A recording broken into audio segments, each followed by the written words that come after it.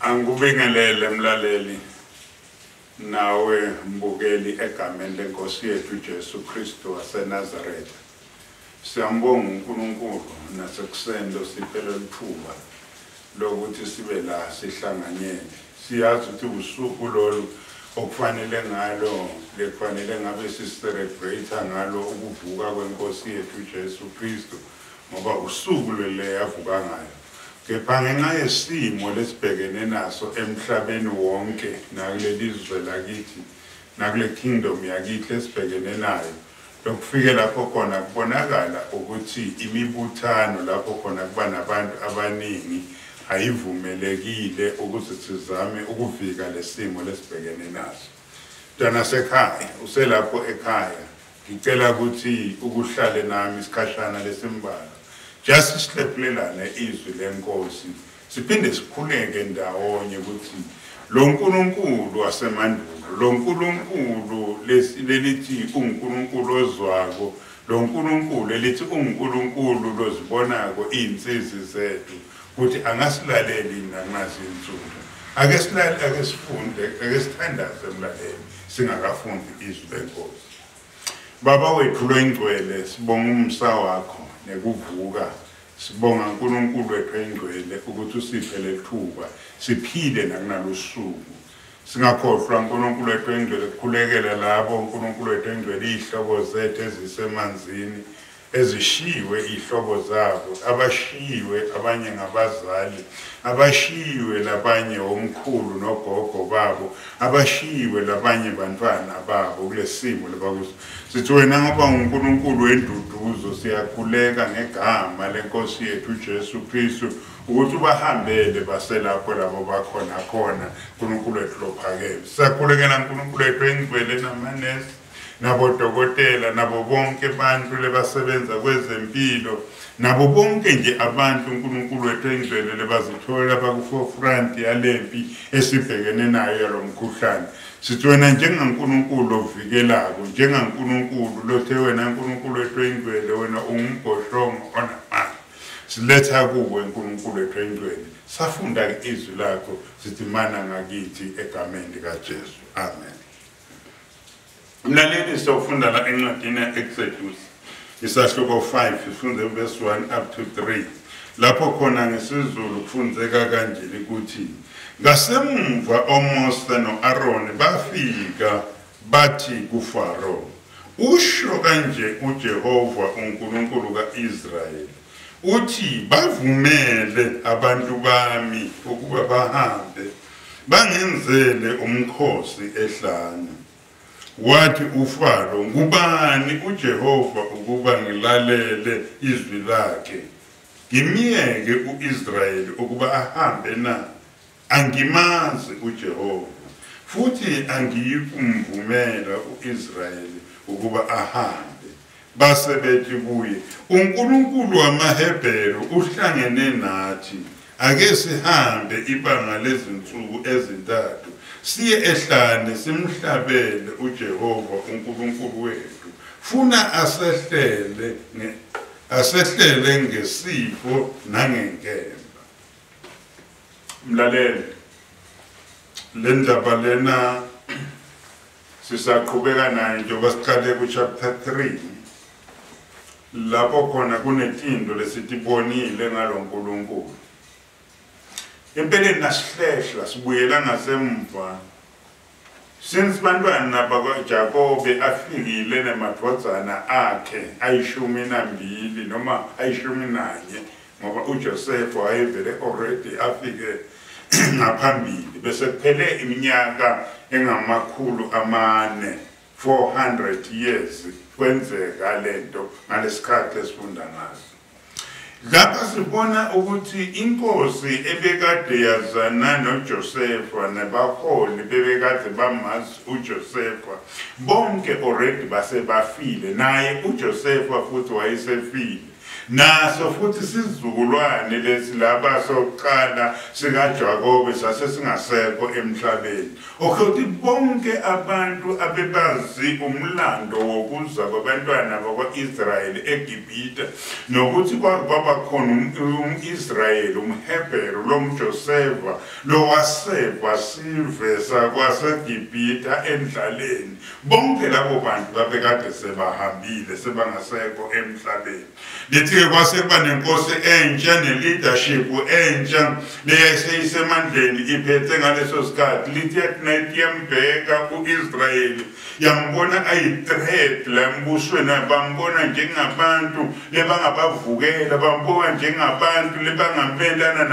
nabahlaselwa izitha beme kanye nezitha lithi-ke iBhayibheli ngaleso sikhathi kusukela ngaleso sikhathi sebabone lokho kwase yashintsha impilo yebantwana bakwa-Israyeli kusukela ngaleso sikhathi bazithola sebayizigqila ngenxa yesimo ebazithola bakuzo. Kunalokunye nje kufanele ukufunde ukuthi kwesinye isikhathi khona abanye abantu esibabona basetimeni sibe sesiqabanga ukuthi bavela bakhulela bazalelwa kulezo zimo kanti ihistory yabo ayinjalo bebengekho kuleso simo elibakuso nabantwana bakwa-Israyeli bayithola la sebayizigcila into bengazi bayicabange ukuthi bangaba yizo. Lithi uNkulunkulu lithi iBhayibheli sebahlukumezeka sekwenzeka yonke into uNkulunkulu wasewubonakala kuMose lapho khona Mose lithi iBhayibheli wayekade alusile ehlane ngeke ngiyilandze yonke ufika kanjani ehlane nokuthwala kanjani kodwa lithi uNkulunkulu wabonakala ehla ashiya isihlalo sakhe sobukhosi wabonakala ahlezi phakathi esihlahleni kuthiwa kunezwi elavela lapho laseliyamemeta lathi Mose lithi nangabe salapha yena athi khumula imvadada zakhe kuyamangalisa uthi-ke le ndawo lena osokuyo ingcwele sikhulumile-ke ngasemuva sibuka le ndzaba leyo yokuthi noma ngabe yini into kwaze kwaba khona ipresence kaNkulunkulu kuleyo nto leyo noma ngabe nguwe noma ngabe yini longayicabanga nasekukhona kaNkulunkulu le ndawo lento ibe seyashintsha le-status sayo bese kuthiwa indawo lena ephethe bukhona bukaNkulunkulu. Sibona-ke lo Nkulunkulu ehliswa nje into eyodwa uthi ngizwile ukhala kwabantwana bami futhi ngibonile ukwenza njani na ukuhlupheka kwabo lebango abesethi ngehlile ukuba ngibophuka. Ngishilo kakhulu sikhuluma ngalo Nkulunkulu ozwako sikhuluma ngalo Nkulunkulu obonako sikhuluma ngalo Nkulunkulu othi nasabonile izinto zenzeka kwabantwana bakhe besethatha i-action. Kwase kuba nalo mbuzo lokuba khona lengazi ngawubuza ngaphambilini kwintshumayelo yangasemva ngasensini pho uma bekungendeka yini ukuthi sibone la kusukuma emakhosi njengalapha nangike ngabuka lenye indzaba nakufundza indzaba yaJona laphayana eNinivi kakhulu chapter 3 lapho lithi iBhayibheli Jona asafikile wamemeza eNiniva ade Niniva izobhujisa within 3 days itobe leNiniva itobe sibhujisile. Lithi iBhayibheli baseNiniva bezwa lo mlayezo kusukela kuyo iking yabo kuza kuthi ikhulu letatingaphansi kwakhe kuya ngisho kubanumzane bemakhaya kuya ngisho kubomake bebantwana kuya ngisho intombi nezisizwe ezayikhona ngisho nabantwana lithi kwaze kwazila ngisho netilwane. Lithi uNkulunkulu abona le change yokuthi bamu-honorishe njengaNkulunkulu. Lithi iBhayibheli uNkulunkulu washintsha isinqumo sakhe. Asazi bantwana basekhaya ukuthi kulesimo lesibhekene naso yiziphi izinto ezisenza singene kulesi simo. Liqiniso lithi uNkulunkulu bevele akhona. Liqiniso ukuthi uNkulunkulu akukho lokumhamba ngasemva. Liqiniso lithi lo Nkulunkulu lona akukho lokumehlulayo. Kodwa iquestion naku siyahamba.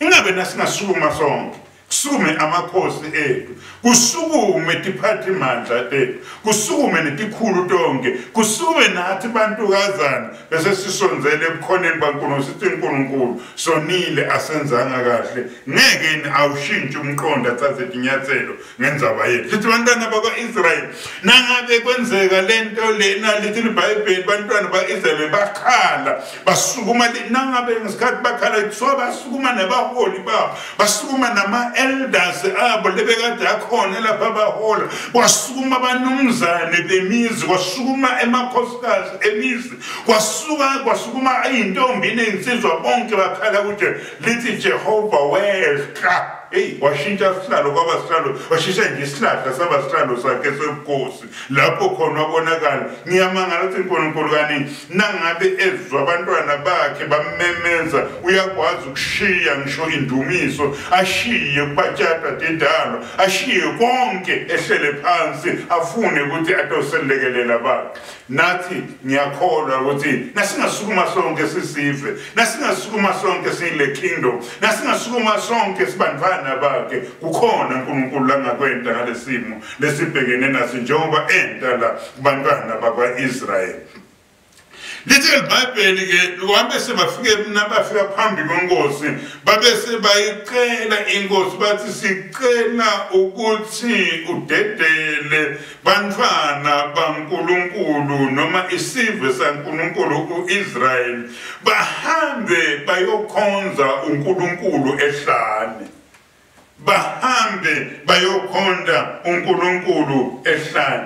Nawubuka-ke lo verse 1 kumbe ngakefiki lapho uzobona nafunda lo verse 1 uthi usho kanje uJehova uNkulunkulu kaIsrael. Ngithanda lento le, usho kanje uJehova uNkulunkulu kabani na kaIsrael. Okusho khona into lapho lekufanele sikibuke letivetako ukuthi babekhona nalabanye boNkulunkulu sazokhuluma ngako lokho. Lithi vumela abantu bami, sibona uNkulunkulu uthi lalela ngicela ukutshela wena Faro ukuthi labantu laba awuba-oni, akusibo bakho, umnini wabo ngimi, noma bangaphansi kwekingdom yakho, noma bangaphansi kwesandla sakho, noma bangaphansi kwalo mbuso wakho, kodwa umuntu okungiyena lo ba-onako ngimi njengaNkulunkulu. Uthi ngifuna bahambe bayongikhonza ehlane.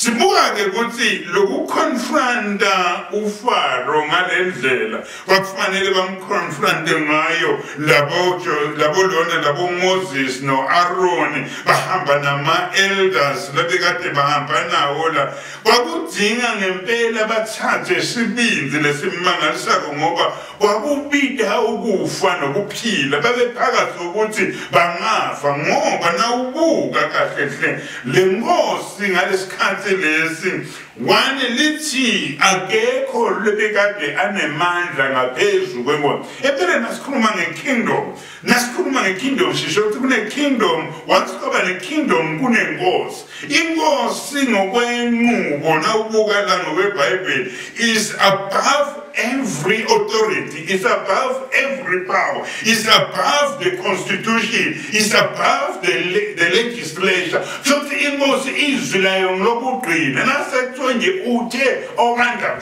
sephelile akekho longabuye asho utho emva kwalo. So kwakwateka lokho ukuthi le nkosi inamandla leli bayobhekana nayo, nangabe ipita kusibafe bebengafa semthatha, ukhona into ekufanele nangabe kufuna uNkulunkulu kukusebenzisa. Ngiyabuka Mose lapha athi uNkulunkulu ngithanda le nguthandayo, uNkulunkulu ukhuluma naMose. Naqeda Mose uyahamba uyokhuluma nabani na-Aaron. Na-Aaron uya-adopta le message. Nasebaya kuma-elders bathi uNkulunkulu obonakele kithi. Bafike basho njalo. Nasema-elders asayi-adoptile le message le, ayithatha ayi-honorisha yaba ngeyabo. Nasebaya kuFaro bathi uNkulunkulu obonakele kithi. Sibona le system of leadership lapho khona singaba nalolo hlobo lolo When a pastor in a local church will come out with a vision, ite naye kuma elders nema elders naye ayemukele le vision bese bayakhona le kwi church board base bathi church board uNkulunkulu uthi bese iadopta ne church board bese bayebandeni lithi base bandeni simbonile lo uNkulunkulu uthekithi bese ibandla kaNkulunkulu igcina liyahamba dana sekhaya cela kusho ukuthi usuyabona ukuthi empeleni uNkulunkulu uhlelekile ne leadership yakhe ayifani neyethu ngendlela thinto ngibuka lapha nje nawubuka le phrase levelako la nawubona la lithi uveza nomqondo lo ukuthi uthi lapha Faro kuyaveta nokuthi phela impilo yaFaro bantu nje bebebizwa ngokuthi waFaro lamakhosi aseGibhithe labantu laba babetiwa njengokuthi bangabantu abaphakeme bangabantu labasezingeni labonkulunkulu baseGibhithe yingakho kwakufanele vele kwakugcina nayo kube yiphathi yokuthi nadunyiswa adunyiswe njengaNkulunkulu kwayena nangabe ayinkosi ngaleso sikhathi futhi nawubheka lo mlando wabo uveza ukuthi babeku le level yokudunyiswa kwayeyilevel yalabonkulunkulu ebekade bakhona ngaleso sikhathi so nangabe sekhona sekuthiwa kunalomunye uNkulunkulu kwakusho enye into phambi kwaFaro kwakusho enye into naphambi kwetikhulu etatikhona lithi ke Faro nokuba wayeyazi lamadoda lebekade phambi kwakhe kodwa kunalento lebefuna ukuthi ayazi uthele isihloko sami who is this God umbani lo uNkulunkulu lelithi nithi nifuna komkhonzo oqala nje kunale phrase lethi let my people go abantu bami bahambe bayonkhonza okusho ukuthi lapha ufuna kuveza ukuthi lalela noma nawe wena Faro usezingeni likaNkulunkulu kodwa kukhona abantu lapha phakathi kwembuso wakho abakhonza omunye uNkulunkulu hayi wena njengokuthi bona njengaNkulunkulu nawo lo mbuzo lokuvela iwuthunje imbuzo leNdodana sibuko oqala lokuthi who is this God umbani lo uNkulunkulu ubuza uMose ubuza lapho Aaron ubuza nama elders siyazi ukuthi nakuba Faro wayena siyo umuntu onenhliziyo ekahle when it comes ekhonzeni uNkulunkulu kodwa kuyangichaza lendlela lapho lo mbuzo ngayo ikhombisa kuhlakanipha ufuna ukwazi ngalo uNkulunkulu wesibili kuveza lo mqondo ukuthi Faro leli gama lokuthi kukhona uNkulunkulu wayelazi ngoba vele la eGibhithe labo uNkulunkulu babevele bakhona futhi leli gama wayelejwayele ngakhulunywa ngoNkulunkulu noma singeke ngibabale ukuthi wakhona uNkulunkulu wani noNkulunkulu onjani noNkulunkulu owayebitwa ngani kodwa ngifuna ukuthi babekhona labo uNkulunkulu so nathi ke nguphi lo uNkulunkulu ufuna ukwazi ukuthi nguphi lo uNkulunkulu lo lebakhuluma ngaye kwesibili le history yabo ithi ngalesikhathi kunalabo uNkulunkulu labaningi iyasivezela lokuthi lo uNkulunkulu lelafuna kwathi ngaye ukuthi yena ngesingaye wayebona ungazuthi uphakathi kwalabo uNkulunkulu lebakhona ungathi ngiyambona thatha ngengqondo abadonsa bonke labo uNkulunkulu azoba beka phambi kwakhe athi ngimuphi lo uNkulunkulu angimazi noma babiza ngamagama abekade aqabanga ukuthi ngibo kodwa ngifuna kukusho namuhla kukodwa lo ukuthi kunaNkulunkulu nawufunda lo chapter 5 verse 3 wakhona athi lapha Mose sikhuluma ngaNkulunkulu wamaHebheru angathi ke noma wayemazi into yoNkulunkulu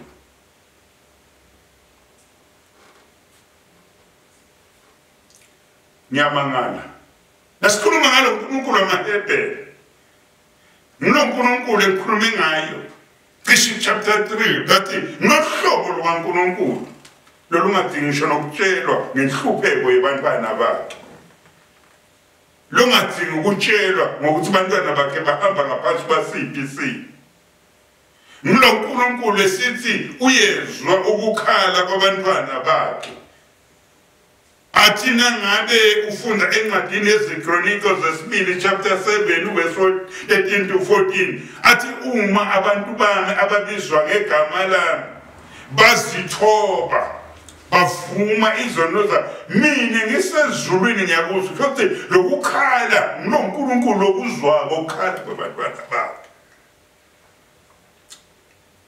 iqiniso-ke angathi noma ngimbuzo lo engawubuta ukuthi ingabe lo uNkulunkulu wethu laphila kithi leli simkhondako namhla bayamqonda yini abantu ukuthi uNkulunkulu onjani ngabe kukhona into bangakusho ngaye sithe lo uNkulunkulu lena lengikhuluma ngaye labakhuluma ngaye bathi uNkulunkulu wama-Israyeli abathi Israyeli lapha kuMose uNkulunkulu wabo sithe ngilo uNkulunkulu lo wazi konke ngilo uNkulunkulu lo njani na onamandla onke akukho lokwenzakala ngemuva angakwazi ukuthi kwenzekele kanjani sithi-ke lo uNkulunkulu wethu unamandla lo uNkulunkulu wethu lesimkhonzayo siyazi ukuthi empilweni kunezikhathi lapho khona sike sithole simangala ukuthi kulesikhathi esihamba kuso khona lokuhle kukhona lokujabulisayo lokutake kufike noma endleleni yethu nasihamba phansi kwetimo letithile kwesinye isikhathi sike sifike lapho khona sibonakala ukuthi siyephuka emoyeni ngendlela timo lesihamba ngaphansi kwayo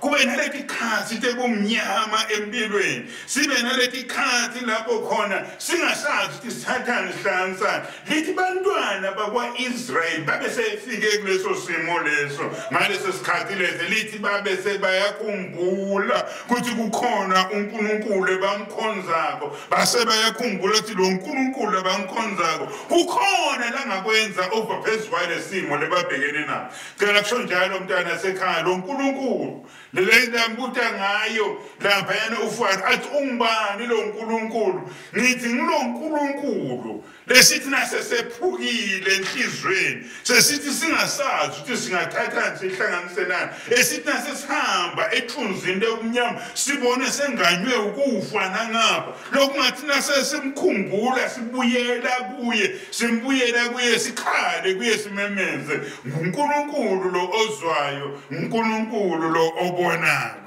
angasibona nakulesimo lesibhekene naso njengoba awabona nema-Israyeli nathi angasibona asikhumbule nawufunda uyabona nawubuka la lithi lo uNkulunkulu wethu uyakwazi ukubona uyakwazi ukuzwa lapho abantwana bakhe bekhala kuye esimeni basuke bangaphansi ngapha abasuke bangaphansi kwazo cela kusho ukuthi mntwana sekhaya kumqoka lokuthi sibone ukuthi lo uNkulunkulu lesimkhonzako uNkulunkulu lo lekufanele simethembe lokufanele sithathe impilo yethu yonke siyilethe kuye siyinikede yena nawufunda ubuka kule ndzaba lena uthi-ke lo munye umbuzo apha uthi yini nje le eningayibeka lengangenza ngimlalele lengamenza lo uNkulunkulu ngimhloniphe ngivumele labantwana bakhe bahambe baye lapho yini shothi ngendlela ufuna i-evidence shothi ngendlela ufuna bammakethe lo uNkulunkulu wabo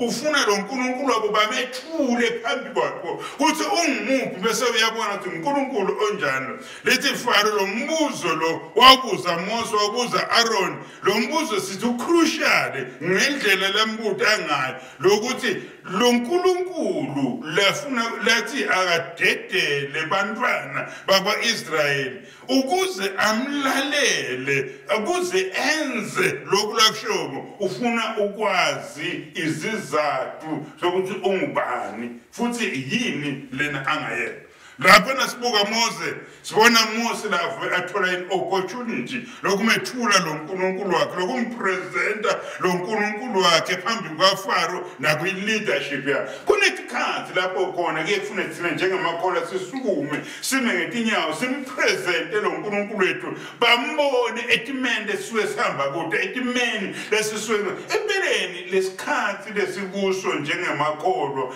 yisikhathi lesi ebekufanele ngabe sisesizumile thina njengamakholwa sema samethula lo nkulunkulu wethu samethula etikhulwini samethula emakhosini samethula kuwo wonke umuntu bazi ukuthi ukhona lo nkulunkulu ngiyamkholwa ukuthi nangathiwa siyasukuma siyema angeke asibukelele angeke asiyekele sibuka lapha ke i-reason levetwako la leveta lelona lefanele kushuthi ngeyindlela nawubuta lo mbuzo lo njengalona ukuphoqa ukuthi ngifuna ukuthola an idea noma ngifuna ukuthola nolwati ngalo nkulunkulu ngifuna ukuthola nelwati ngalo nkulunkulu nemletha kimi so ngenye indlela ingqondo kaFaro noma yayingekho ekutheni ufuna kwadi noma usefuna ukuthi amkhothamele kodwa nje wabaniketa lelithuba lokuthi bake bamethule phambi kwabo kunetinto ke lengicabanga ukuthi kwakufanele batithule la phambi kwale nkosi uFaro number one kwakufanele badefine lo nkulunkulu wabo ukuthi ungba who is this God wakufanele futhi bamethule lo nkulunkulu la kule nkosi bamvete lokuthi uyini umehluko walo nkulunkulu wabo kulabo nkulunkulu labakhona baphinde bavete ukuthi uconnecteka kanjani uhlangana kanjani noIsrael ma-Israel bekade amqonda kahle lo nkulunkulu angibe bemveta njengemveli njengemuntu lowayekhona eqaleni tinto tonke tingabe khona lo nkulunkulu letonke tinto letavela ngayo akukho lutho lolabakhona ngaphandle kwabo ngilo nkulunkulu phela ngikhuluma ngaye lethi iBhayibheli nangabe ngenyelanga lapha Abraham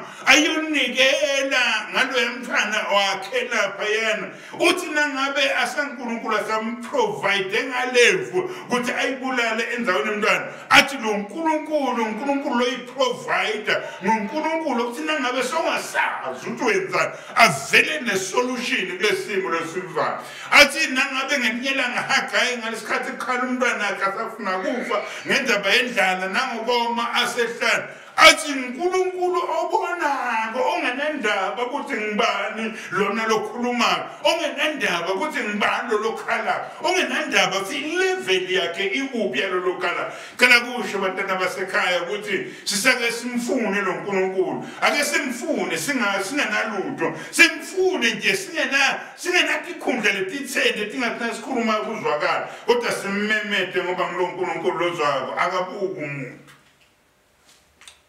kuningi ngakubala ngalo nkulunkulu kuningi ngakusho ngaye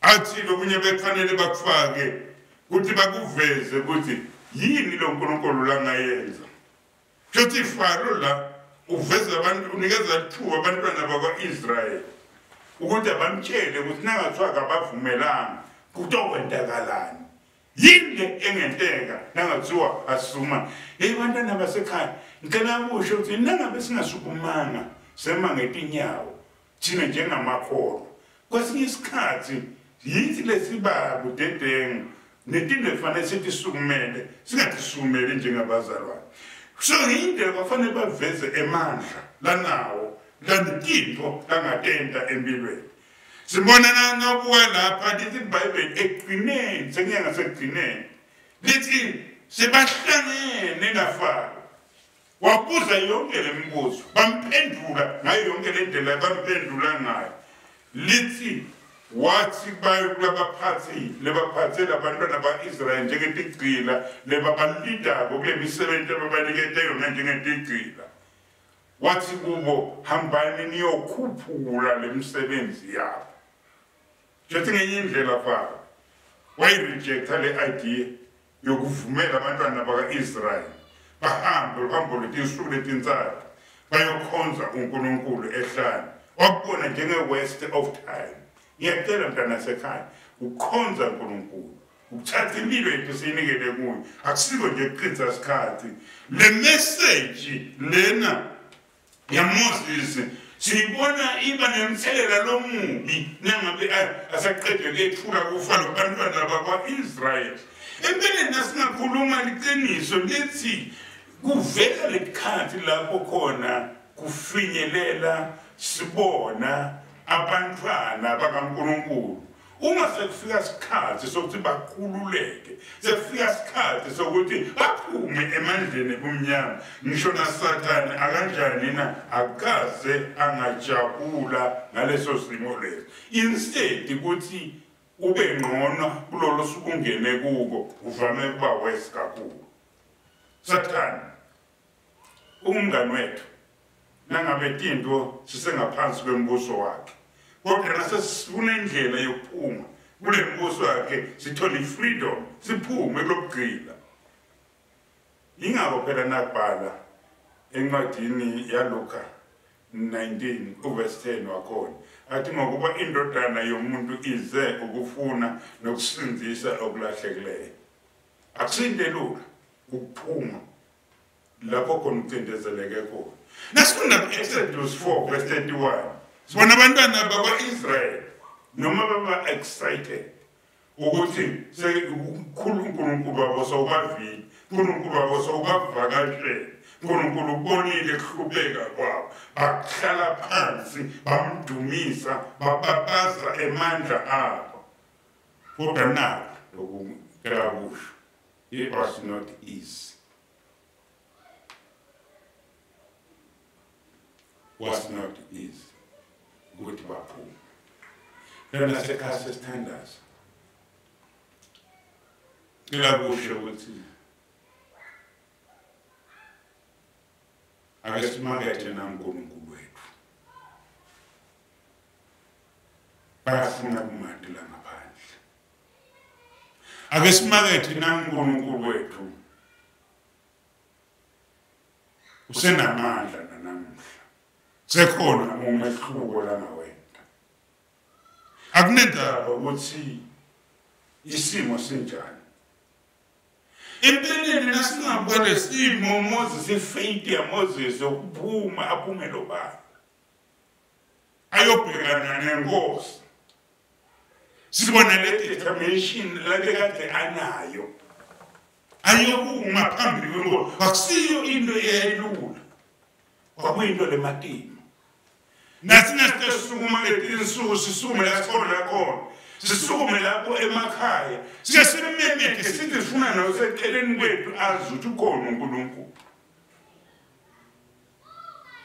Ngiyacela mntana sekhaya asingene kanye emkhulekweni simemeze lo uNkulunkulu. Nguye lo uNkulunkulu ethi iBhayibheli lasebamemezile abantwana bakwa-Israyeli wasuma wemangetinyama. Washiya isihlalo sakhe sobukhosi, weza wavela kuMose. Mose waphumela obala wathi nami ungangisebenzisa ukudeliver nabantwana bakho kulesimo lebakuso. I know kimo titoba khona letoko ntathi kungabilula, kodwa lo uNkulunkulu wethu siyamethemba ukuthi utohamba nathi. Ibambe emkhulekweni lapha ekhaya, ibambe emkhulekweni lapho neyifamily, ibambe emkhulekweni lapho kwesinye isikhathi uwedwa. Sifune ukubona uNkulunkulu angenelela kulesimo esibhekene kuyo. Sikhulekele nalive lakithi, sikhulekele nathi ikhulu, sikhulekele namakhosi, sikhulekele nabo president, sikhulekele nabo bonke abantu ukuthi nakuso lesimo lo uNkulunkulu ekhabonakala. Asikhuleke.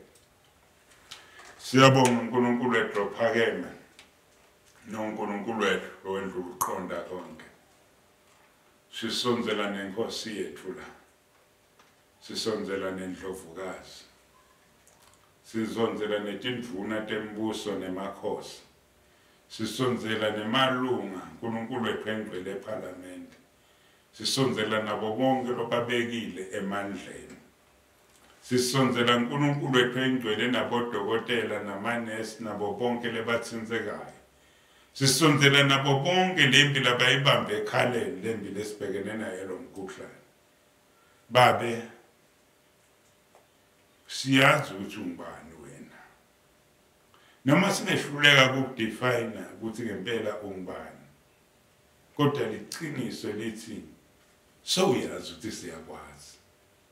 Simane nje usenzele ifavor lokuthi siya-honorisha lokuthi ukhona. Siya-honorisha ukuthi ukhona lo ngakwenda nakulesimo. Ngani uthe wena akukho lokwehlulako. Noma sekushiwo ukuthi nelikhambi liyatholakala lokuvikela. Siyade emavela afana nanayi-kingdom yethu financially kwezemnotho asimile kahle.